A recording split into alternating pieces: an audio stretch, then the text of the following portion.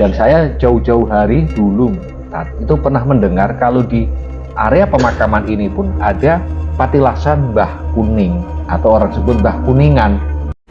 Oke sahabat Sarkur, sebelum kita lanjut ke videonya, aku mau perkenalin dulu produk dari Sarkur, yaitu adalah namanya cairan bebas jamur. Apa sih cairan bebas jamur ini? Cairan bebas jamur ini adalah satu-satunya obat untuk membersihkan jamur yang ada di kendaraan kita. Nah, ini kalian bisa lihat reviewnya di atas ini ya. Bagi yang ingin memesan atau mau tahu lebih lanjut tentang produk ini, kalian bisa hubungi admin yang ada di bawah deskripsi ya. Dan jangan lupa kalian wajib membeli ini. Dan sayangilah kendaraan kalian, timpang itu harus. Oke?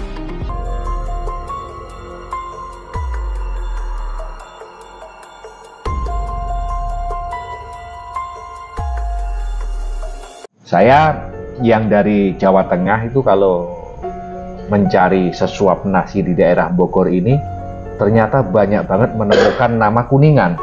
Saya kadang-kadang suka menggali itu dari kalau pas ngelamun menggali sejarah siapa sebenarnya Mbah Kuningan gitu. Belum lama ini yang di pinggir jalan raya ini turun ke bawah setelah ngelewatin pasar Ciplak ya. Pasar Ciplak itu ada perumahan, ada gundukan tanah yang nggak bisa didoser, nggak bisa dengan alat berat. Setelah ditirakatin, ternyata di atasnya ada 3 makam tua.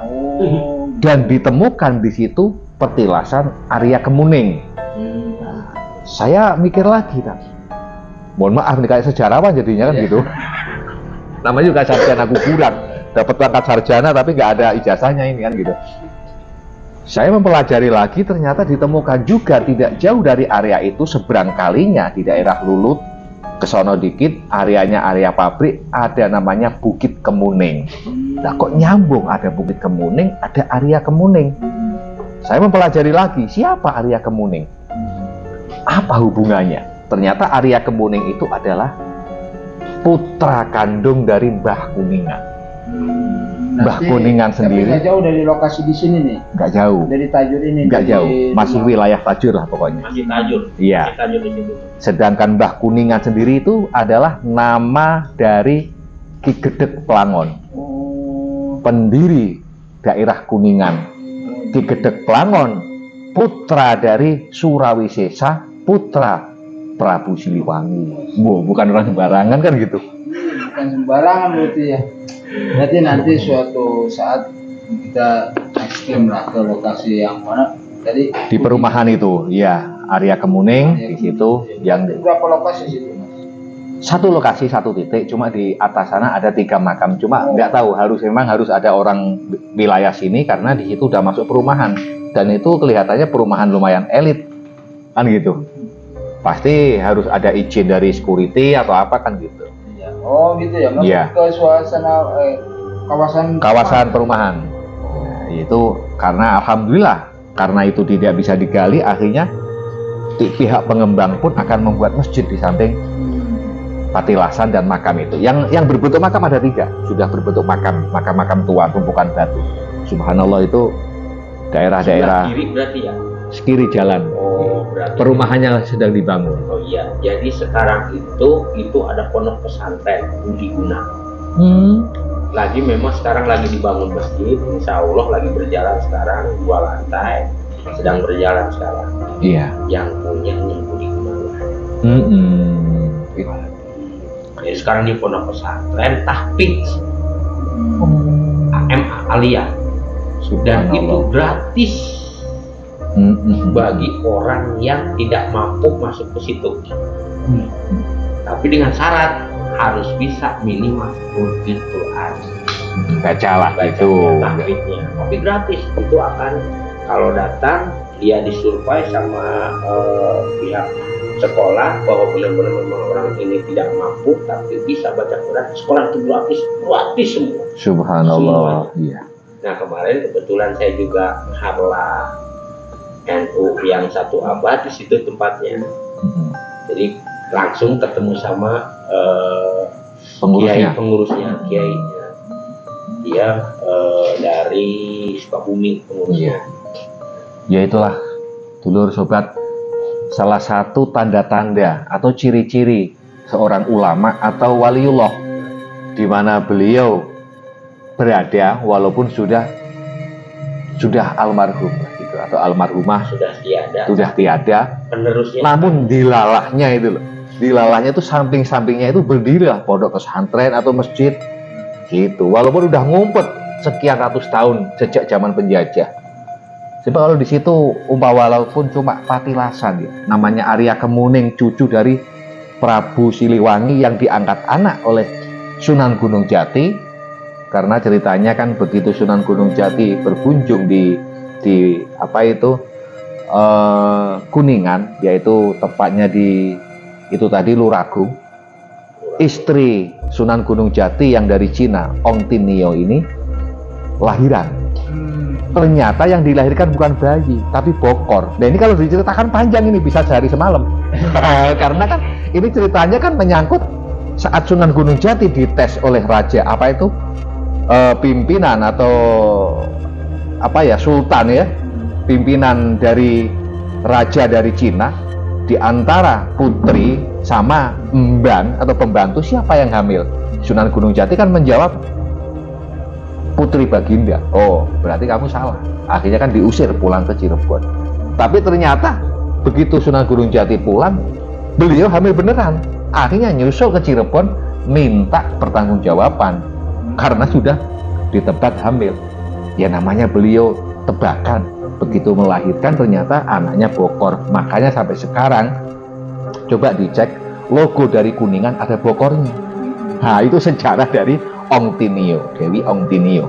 Karena sedih putranya seperti itu, pas kebenaran Ki Gedeg Plangon juga istrinya melahirkan.